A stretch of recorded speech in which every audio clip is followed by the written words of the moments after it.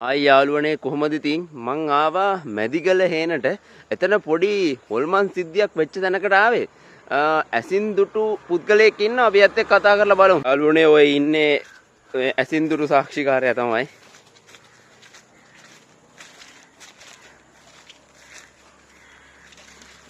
අපිට එහෙනම් විස්තරේ කියමුද කියමු ඉතින් මේක මේ සිද්ධිය වෙලා තියෙන දැන් මීට අවුරුදු 7කට උඩදී.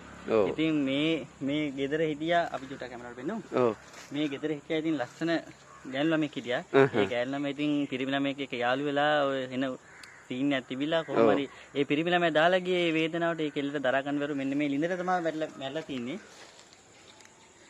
කළු පාට වතුර.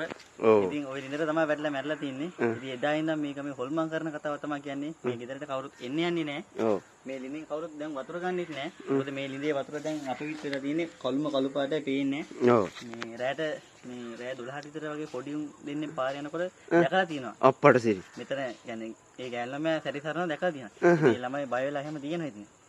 මේ ඉතින් ඕක තමයි විස්තරේ. මේක ඉතින් මාර හොල්මන් වත්තක් වෙලාම තියෙන්නේ. වෙලාම තියෙන්නේ. වත්තේම හොල්මන් කරනවා. ඒතර දැන් මේ වීඩියෝ එකක් ගතට එහෙම මුත් කේස් එකක් නැති දැන් නෑ ඉතින් රෑ වෙදි තමයි අවුල. අවුල තියෙන්නේ නේ. කවුරුත් එන්නේ නෑ ඉතින් එන පවුල් පාටේ බලන්න මේ වටපිටාව එහෙම.